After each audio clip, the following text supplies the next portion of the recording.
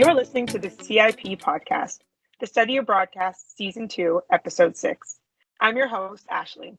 In this show, we explore the world of study abroad, offering advice, insights, and travel stories, bridging perspectives and cultures along the way. On this episode, we'll be speaking with one of the B.Comm program counselors at the University of Guelph. Let's get right into it. Today on the show, we are pleased to welcome Hugh Clark. So to get started, can you tell our listeners a little about yourself and your role as a program counselor? Hi, Ashley. Yeah, more than happy to. And thanks so much for inviting me for this presentation. I think these types of things are really important for students to know. So my name is Hugh Clark. I'm one of 3 program counselors in the B.Comm Program Counseling Office. I have been working in the university system for 31 years, and I've been working in the B.Comm Program Counseling Office for 14. And during that time, I've had the opportunity to speak with most students who go on exchange prior to when they leave and when they come back. So I've pretty much seen everything as far as what happens on the exchange or during the exchange process. So I'm more than happy to share what knowledge I have and help future students in their planning. Awesome. So what do you think are some of the academic benefits or other benefits of participating in a study abroad program? I think the key thing for students to keep in mind is that while this is rooted in an academic experience, so students are taking courses in an international location, really the key thing that comes out of this is the global understanding that students will gain from this. So the context is academics, but the experience is so much richer than that. And I think that's what's really wonderful about these exchange programs and students being able to go on exchange programs. I have the opportunity to talk to most students when they come back from exchange. And for some, yes, there's a lot of planning involved, and sometimes there's little bumps along the way. But every student has said it's been the most amazing, wonderful opportunity that they've ever encountered. Did it take them out of their comfort zones? Definitely. And I think that's part of the process where, all of the paperwork that's involved and the steps involved and everything that's required for a student to be able to go on exchange is significant. There is, it's an international destination. There's not only the travel accommodation pieces, there's also the components about finding academic equivalencies and all of these, and plus navigating in a new country. And it's the global perspective that students come back with. It's a greater appreciation of sort of how the rest of the world operates, and that in many ways it's really not a lot different than it is at home, but it really does give them that larger perspective. So I think that really, as I say, the academic piece is what it's rooted in, but it's really the larger pieces that come out of that. Now, specifically to the academic part, yes, being able to understand how especially business is done internationally, for a lot of our students, it's been something where, if they are taking business courses, it really does kind of open up their eyes, but it also opens up their eyes even if they're taking non-business courses, arts courses, social sciences, things like that, cultural courses. So it gives them a richer understanding of how sort of educational systems differ and how different education systems have different expectations of their students as they go through the program. So it's an eye-opening experience kind of all the way around. Yeah, I completely agree. I think from the academic benefit for sure is number one, getting to see that side of it abroad. You know what I mean? Like how things are run there, and then like having that, knowledge now of how things function in other places are so important, like part of the whole cross-cultural learning experience. So thank you so much for that. I agree. Um, so as a program counselor, what kind of support do you provide students who are interested in studying abroad? So I think the key thing for us, and this goes back to what I had mentioned earlier, is that this is an academic experience. It's rooted in academics. And I think this is where I find there's a good sort of relationship between the program counseling offices and the Center for International Programs, because the program counseling office is sort of the main source of information for the academic components. And the Center for National Programs is complementary in that it's sort of, I don't want to say all the other pieces, but it's, making travel arrangements, assistance with finding accommodation, those kinds of things. So I find that a good complementary partnership between the two. So our role and our focus is, because this is an academic journey, the one thing that we really stress to students and we really encourage them to think about is that Planning is really critical. Pre-planning is very critical, and it's never too early to come and talk to a program counselor about going on exchange, because a number of business majors are very structured. And so depending upon which semester you want to go on exchange or study abroad, you've got to make adjustments to your schedule. You've got to be able to maybe bring courses forward, push courses back, because one thing that is really important for students to kind of keep in mind is that going on exchange is not going to a foreign country and doing essentially your Guelph semester somewhere else. It doesn't really work like that. Depending on what country you're going to, what university you're going to, what courses are offered, that can vary from school to school, country to country, institution to institution. So what happens is that there's a lot of pre-planning involved to make sure that when you do go on exchange, that the courses you're taking are appropriate or applicable. And in many cases, and this is something we encourage our students to consider, is if I can't find core courses, if I can't find courses that are specific to my major, can I do electives and things like that and bring them back? Because I think that's the really crucial thing, is that the one thing we do find is occasionally students will come to us, I think, assuming that they can just go, in semester 6 and they'll just be able to take their core courses on exchange. And unfortunately, it doesn't work like that. So we really do encourage them to come and have that conversation with early, because I think that's the first thing, sort of setting out expectations academically. Because I will say that students in other programs, say like arts, they have a little bit more latitude, a little more flexibility, where a lot of arts majors, there's not specified specific courses that they must do. But for a lot of our majors, they're very specified in specific courses. And in some cases with certain majors, there are no international equivalents. So we need to work with students to say, let's look at your schedule, let's figure out where you can go, when you can go, and then let's talk about what kind of courses you can take, because then that way you can plan ahead to move some courses around. The next part that we kind of talk about is that as we kind of get farther into the process, typically once a student kind of knows where they're going and maybe they do want to take core courses, pointing them to resources to figure out if courses are equivalent, because that's the other piece, is that if you are going and you are trying to take core courses or restricted electives, then yes, you need to have those courses evaluated by a faculty member, and that's crucial. So we work with students ahead of time to say, this is who you need to speak to, this is how equivalencies work. And then we also talk about how, differences in credit weights work. So, just because the North American model of sort of 5 courses a semester with an average of 3 lecture hours per week over a semester, the rest of the world doesn't always operate like that. So we'll talk about those differences, talk about the start and end dates of semesters. That varies around the world. So some of the things that students need to be aware from academically, so that when they go on an exchange, they're prepared, so that when they get there aren't any surprises. Because that's the one thing that I've really learned in this role over the years, is that we want to avoid surprises. That's so the pre-planning is so critical, where they have that conversation with our office first.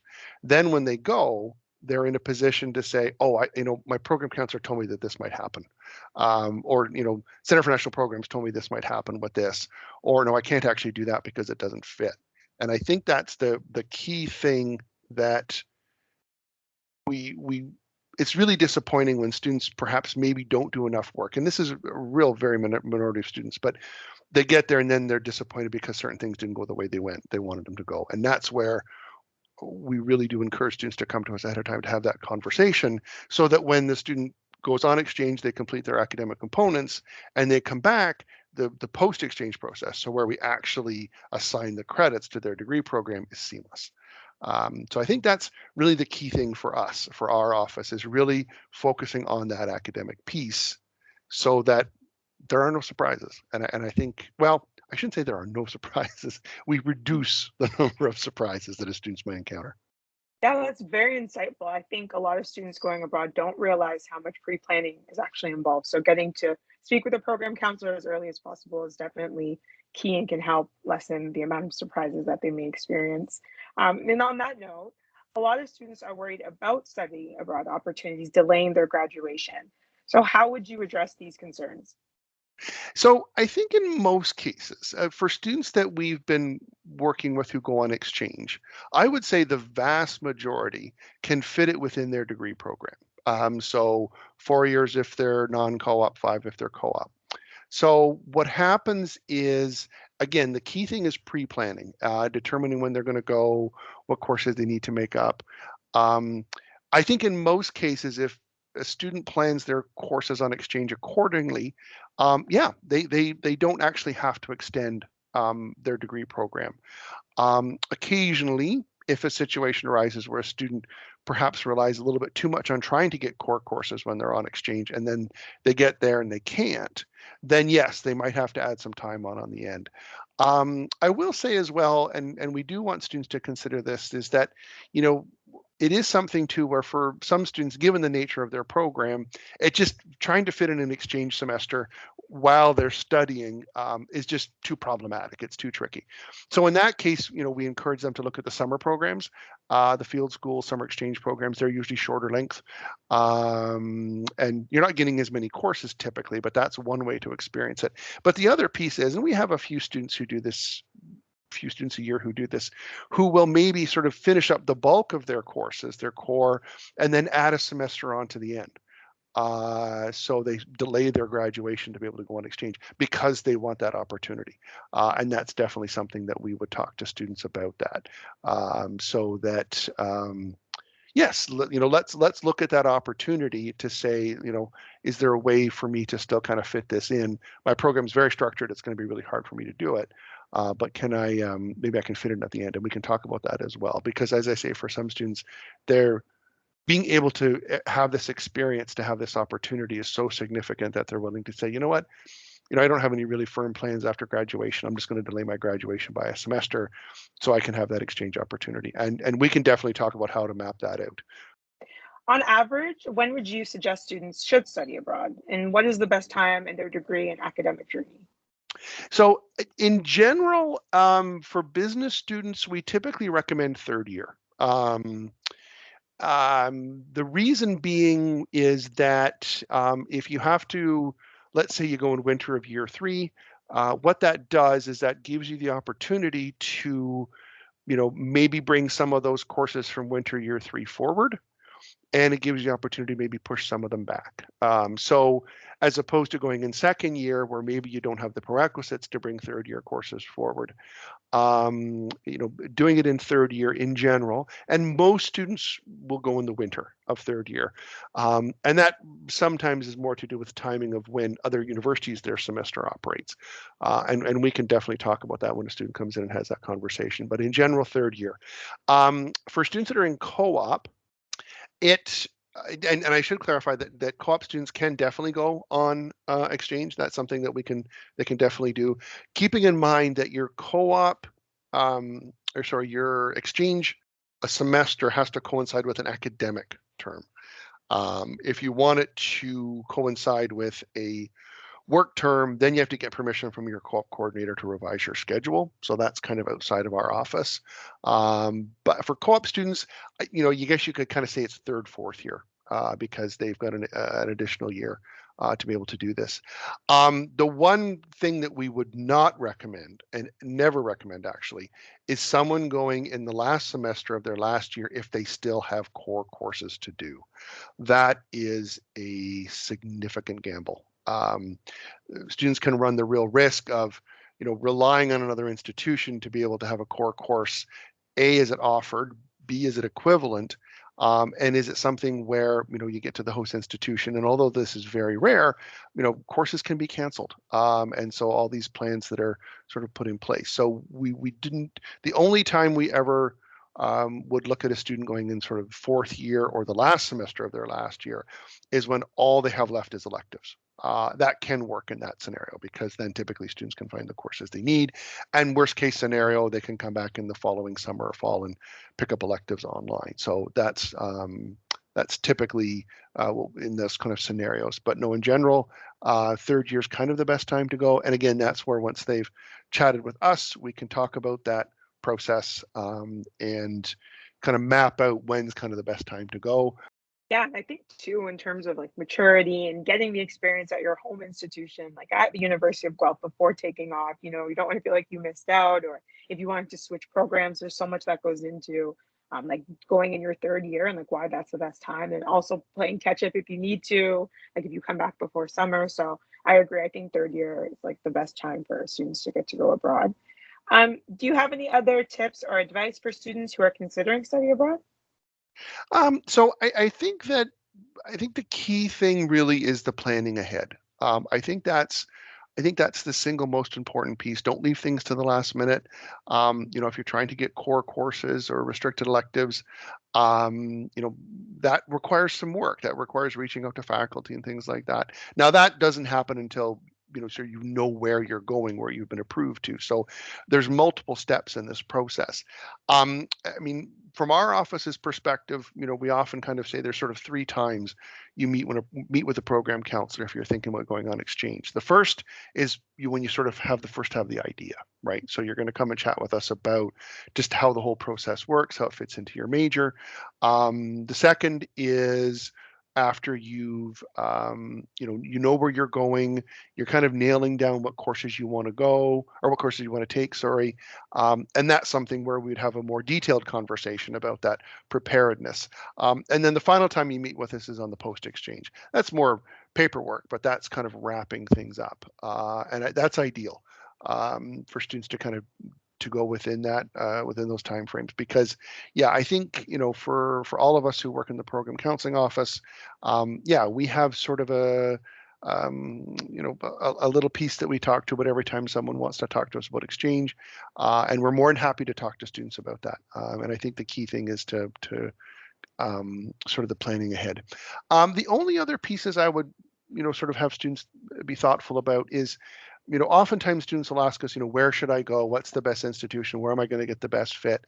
And I think the key thing for that question is, where do you want to go?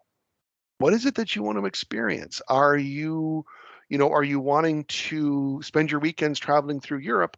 Well, then, maybe finding a European school is best, where you can hop on the train and you can go to different places. Do you want a very culturally different experience? So I think that, use this as an opportunity to explore what you're interested in, what you're curious about.